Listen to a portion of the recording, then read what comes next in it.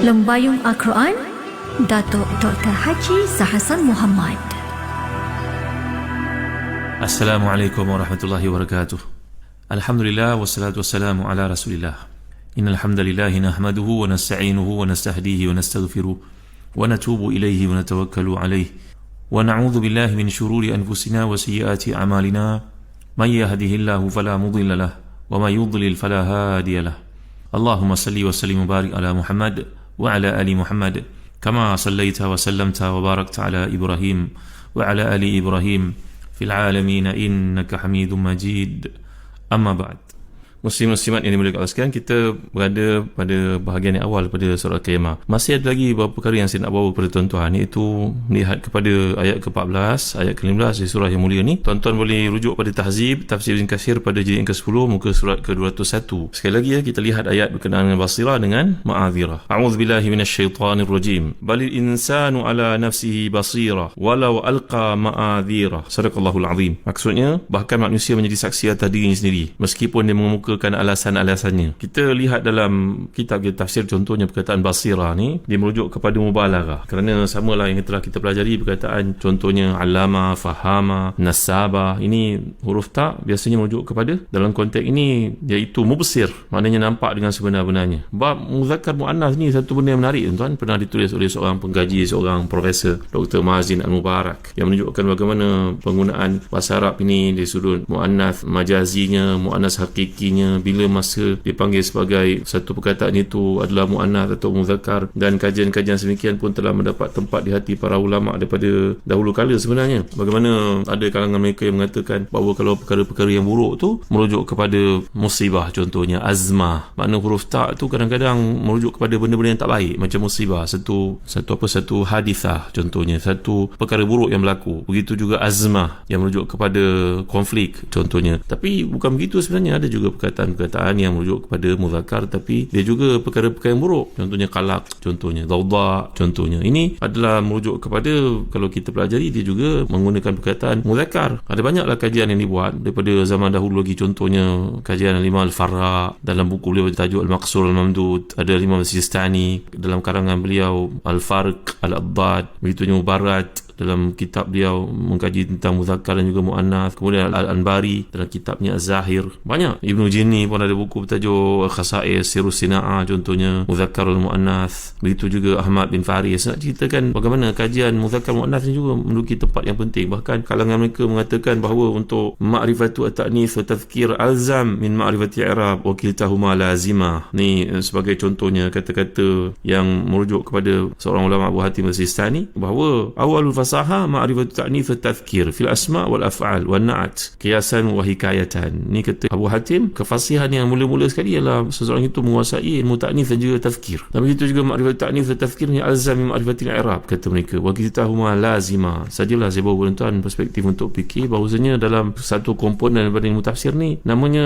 berkaitan dengan ilmu bayan, badi', bab balaghahnya, bab nahwunya, bab sarafnya. Semua itu patutlah kita fahami sebelum kita melihat kepada keindahan bahasa Arab ni tadi. Jadi perkataan basirah ni merujuk kepada manusia lebih mengetahui tentang dirinya. Dulu kita pernah bincang dalam surah Yasin beberapa tahun lalu, bila Allah SWT menceritakan yauma nakhtimu ala afwahihim wa tukallimuna aydihim wa tashhadu arjuluhum bima kanu yaksibun. Pernah kita bincangkan ayat ni kan? Demikian juga kita pernah bincangkan dalam surah Fussilat dalam ayat ke-19, wa yauma yuhsyaru a'da'ullahi ila an-nari fahum yuza'un. Ni kisah-kisah yang telah kita bincangkan sebelum ini. Nabi SAW menggambarkan manusia ke akhirat nanti, bahawa dimeterainya, dikunci mulut mereka, tak boleh bercakap, tangan-tangan mereka, kemudian tangan kaki mereka ni akan bercakap. Seperti mana dalam Sahih Muslim daripada Anas bin Malik radhiyallahu anhu, bahawa manusia akan berdebat dengan Allah, mengatakan, ya Rabb, alam tujirni minadh dhulmi? Qala yaqul bala, fayaqul fa inni la ujiz an nafsi illa shahidan minni. Qal fayaqul kafa bi nafsika al-yawma alayka shahida wa bi kiramil katibina shuhuda. Qal fayukhtam ala fihi fayuqal li arkanihi intiqi. Qala fatantiqu bi a'malihi thumma yukhalla bainahu wa bainal kalam fayaqul bu'dan lakunna wa suqa fa an kunna kuntu unadil. Di dalam hadis sahih riwayat Muslim bahawasanya manusia ni kat akhirat besok dia berkata dengan Tuhannya, ya Allah, sungguhnya aku tidak reda yang akan menjadi saksi kepada aku ni selain daripada aku sendiri. Aku nak saksi itu datang kepada diriku. Allah mengatakan baik, maka pada itu dikunci mulutnya, ditutup mulutnya. Ni yang kita bincangkan dalam surah Yasin yang lalu. Al-yawma nakhtimu ala afwahihim wa tukallimuna aydihim wa tashhadu arjuluhum bima kanu yaksibun. Begitu juga dalam surah Fussilat yang telah kita bincangkan, wa yawma yuhsyaru a'da'ullahi ilan nari wa fahum yuzaun. Kan ini kisah yang telah kita bincangkan. Bila manusia ni berada di depan Allah SWT besok, maka semua akan memberi persaksian di depan Allah SWT. Nanti si kafir ini ayat berkaitan dengan kafir, orang fasik, al-asi, bila dia bertemu dengan Allah Ta'ala, dia mengemukakan bagai alasan untuk menyelamatkan dirinya. Lalu Allah mengatakan persaksian kamu diterima, diri kamu sendiri, maka mulutnya dikunci, anggotanya akan berkata-kata. Dan telah kita bincangkan bagaimana sama ada paha kanan atau paha kiri yang mula-mula akan berkata, iaitu maksiat-maksiat yang dikerjakan. Berkenaan dengan basirah ni, manusia lebih mengetahui tentang dirinya. Hakikatnya dekat akhirat besok bila dia berdebat dengan Allah, maka yang menjadi persaksian, memberikan persaksian adalah anggotanya sendiri, dan dia lebih mengetahui tentang apa yang pernah dilakukan. Sebab itu,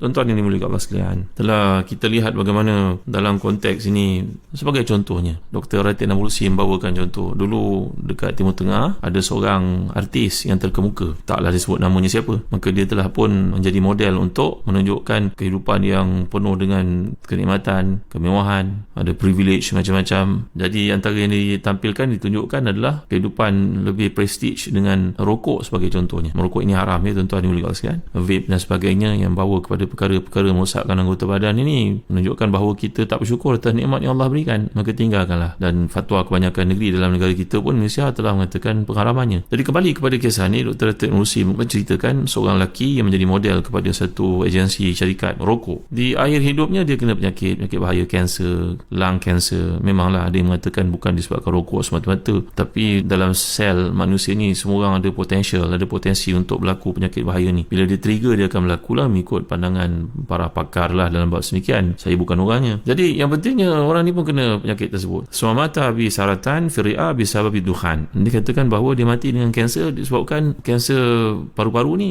kerana dia pengguna rokok tegar. Faqala wa huwa ala firashil maut hadhil kalimah kuntu akdzib alaikum. Bila dia hampir mati menghadapi sakaratul maut itu, maka dia berkata kepada teman-temannya, orang keliling keluarganya, sungguhnya aku bohong pada kamu. Dulu aku tunjuk kehidupan prestige itu dengan merokok dan sebagainya, dengan gaya hidup tertentu, kehebatan, pencapaian aku di sudut keduniaan. Ini semua bohong sebenarnya. Nampak manusia tahu bahawa apa yang dilakukan itu adalah pembohongan terhadap dirinya sendiri. Berapa ramai manusia yang sanggup melakukan apa sahaja, melanggar perintah Allah dan melanggar segala ketetapannya hanyalah semata-mata untuk memuaskan nafsu dia. Di sini satu peristiwa yang menarik yang pernah kita bincangkan dalam surah Taubah beberapa tahun lalu. Selepas peperangan Tabuk, datanglah golongan munafiqun seorang demi seorang berjumpa dengan Nabi SAW untuk memperdengarkan kepada Nabi satu jawapan mengapa mereka tidak turut serta dalam perang Tabuk kan. Maka hadis ini boleh kita lihat dalam Sahihaini. Nak menceritakan walau alqa ma'adhirah, manusia ni dia akan mengemukakan bagai-bagai bukti untuk menunjukkan dirinya ini ataupun melepaskan dirinya ke akhirat. Dekat dunia lagi dah berlaku sedemikian, dia tunjukkan, bagikan alasan-alasan yang tertentu bagi melepaskan dirinya lah. Ni perkataan ma'adhirah. Saya telah jelaskan kepada tuan-tuan bahawa perkataan yang digunakan oleh Allah SWT ni, bila menyatakan perkataan ma'adhirah, berbentuk daripada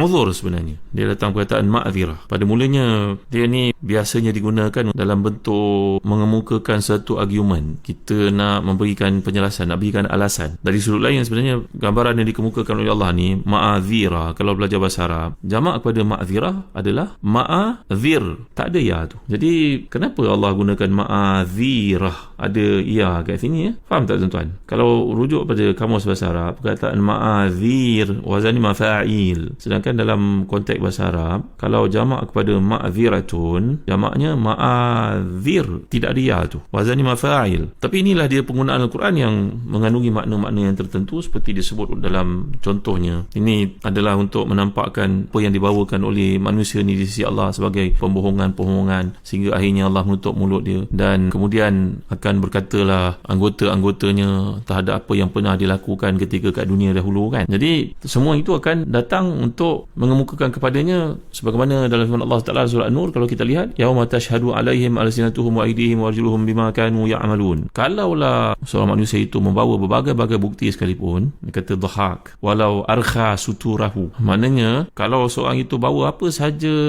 alasan-alasannya, maka tidak akan dapat dia membuktikan bagaimana dia nak kena dapat dibebaskan daripada hukuman Allah SWT. Ni alqa ni, kalau kita belajar perkataan bahasa Arab, alqa ma'adhirah, ini berarti melontar tau. Jadi satu yang dilontar biasanya bergerak dengan cepat lah. Jadi orang yang melakukan lontaran ini biasa melontar dengan cepat, dengan tangkas lah. Orang yang bersalah kalau digambarkan selalulah memberikan berbagai-bagai alasan, berbeza daripada orang yang bersifat benar. Yang ini akan menyampaikan alasannya secara tangkas dan secara lancar. Jadi penggunaan kata ni adalah untuk menggambarkan walaupun dalil yang dikemukakan oleh seseorang itu begitu lancar, begitu menampakkan kebenaran. Macam kisah yang pernah kita bincangkan ketika membaca surah Taubah yang lalu, bagaimana puak munafikun datang jumpa Nabi. Mereka ni memberikan berbagai-bagai alasan supaya bebas daripada hukuman Nabi kerana tidak turut serta dalam perang Tabuk. Ingat tak kisah ni? Sehingga datang sahabat Nabi yang mulia tu, ada beberapa orang, Hilal, Ka'ab, ini antara yang pergi jumpa Nabi SAW. Lalu berkata kepada Nabi, ini wallahi law jalasu inda ghairika min ahli dunya la ra'aitu an sa'akhruju min sakhatihi bi udhrin wa qad utitu jadalan walakinni wallahi laqad alimtu la in haddathtuka al-yawma bi hadith kadhib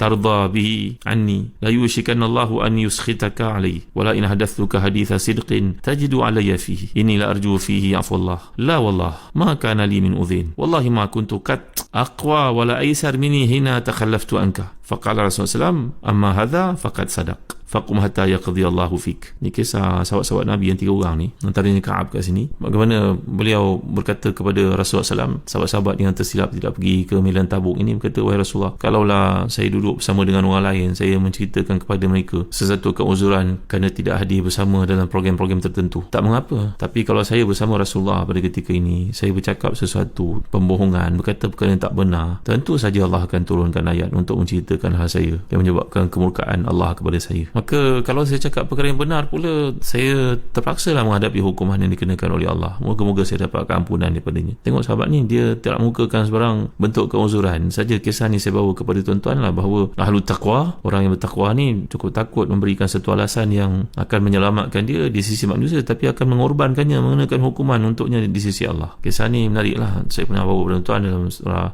Taubah yang lalu, dan akhirnya Nabi SAW mengatakan, amma haza faqad sadaq. Adapun yang ni memang dia telah bercakap benar. Sehinggalah hukuman Allah kena pada orang sepertinya. Rasulullah tidak bercakap dengannya, dipulaukan untuk sekian lama, sehinggalah ketetapan Allah itu datang memberikan keampunan kepada mereka. Ni bagi menceritakan maksud perkataan walau alqa ma'adhirah. Orang beriman dalam hidupnya dia tidak punya alasan. Kalau berbuat satu benda, dia berusaha untuk buat yang terbaik. Dia tidak akan mencari alasan. Sebab itu juga menarik untuk saya bawakan kepada tuan-tuan bahawa sikap dan kualiti yang ada pada si mukmin ni berusaha untuk menampal dan menampung sebarang kekurangannya. Semua perkara-perkara kebaikan itu cuba untuk dijayakan, sehingga di depan Allah besok dia tidak memiliki alasan untuk selamat daripada hukuman. InsyaAllah perkara ini akan kita lihat dalam kuliah datang. Begitu juga kisah Sayyidina Umar Khattab radhiyallahu anhu yang telah memberi bantuan kepada orang wanita yang susah itu dan mendapati Sayyidina Abu Bakar telah mendahuluinya. Ini kisah-kisah yang penting untuk kita memahami. Jangan sampai di akhirat besok tampil seseorang itu barulah nak mengemukakan alasan-alasan di atas sikap kekurangan ketika di dunia dahulu. Ini adalah bertolak daripada sifat si mukmin yang basirah, dia mengetahui. Begitu juga si kafir, si fasik, dia pun basirah juga. Tapi yang ni dapat jawapan yang tu mengemukakan alasan yang mana satu kita. Kerana detik-detik kematian itu akan lalui setiap kita, seperti yang disebut oleh Sayyidina Umar Khattab radhiyallahu an, bagi siapa nak mengetahui ahwalul kiamah, kedahsyatan kiamat, maka bacalah surah ini. Nanti kita akan sambung perkara ini yang kuliah datang. Wallahu a'lam. Wa sallallahu ala sayyidina Muhammad wa ala alihi wa sahbihi wa baraka wasallam. Walhamdulillahi rabbil alamin. Wa barakallahu fikum. Wassalamu alaikum warahmatullahi wabarakatuh.